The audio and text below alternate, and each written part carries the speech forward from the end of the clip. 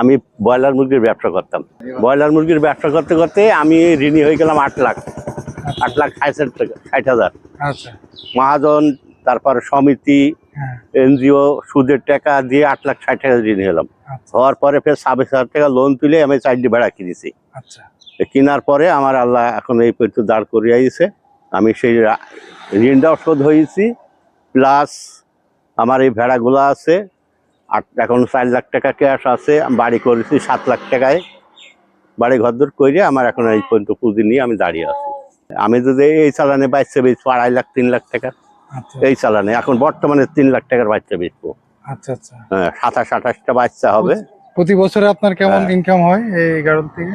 এখন প্রতি বছরের হিসাবে আনুমানিক লাখ 3, 4 লাখ, 5 লাখ ধরতে 5 লাখ বছরে 5 লাখ পাওয়া যাবে। বছরে 5 লাখ। হ্যাঁ। আচ্ছা, আপনার খরচ কেমন বছরে? না, গাড়লের পেছনে আমার খরচ নেই। আমার 10 কাঠা ভাই ঘাট আছে। আচ্ছা, আর এই বিচুলি এবার 9,000 টাকার বিচুল কিনেছি, খাইছে, আর 10 কাঠা ভরে ঘাট। আচ্ছা, আর এই চড়ি বেড়ি আমার চলে। আচ্ছা, প্রতিদিন চড়াচ্ছেন? প্রত্যেক দিন। বাসায় কি কোনো আবার এক্সট্রা খাবার দেওয়া লাগে না? খাবার এখন দেওয়া লাগে না, এর আগে দিতাম। আবার এই যে বর্ষার ভিতরে দেবো, যখন ঘাস থাকবে না মাঠে, যখন ঘাস না থাকবে না তখন দেবো, তার এদিকার দেবো না। আচ্ছা, আচ্ছা। এখন কত পিস গাড়ল আছে? এখন আসছে প্রায় 84 পিস। 84 পিস। হ্যাঁ, এই 84 পিস থেকে আপনি বছরে তাহলে 4-5 লাখ 5 লাখ টাকা ইনকাম আমার ইজি ভাবে হয়। আচ্ছা, আচ্ছা। বুঝেছো? আপনার এখান থেকে গাড়ল কিনতে চাইলে কিভাবে আসবে?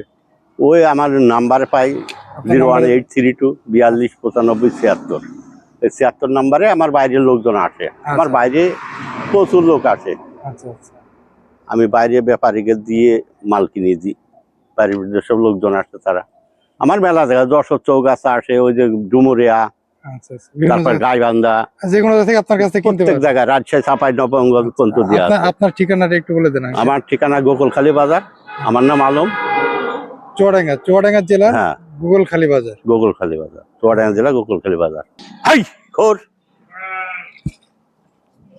ঘোর ঘোর ঘোর লাই,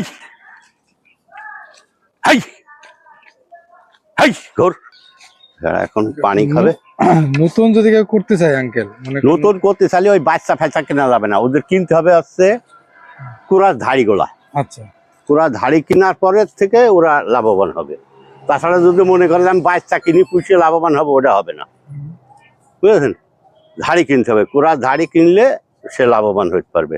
আচ্ছা, আচ্ছা। এই যেমন এই যে কিছুদিন আগে তার ভেড়া কিনে দিলাম, হ্যাঁ, 14টা ভেড়া কিনে দিয়ে সে এখন ভালো লাভবান হয়ে গিয়েছে।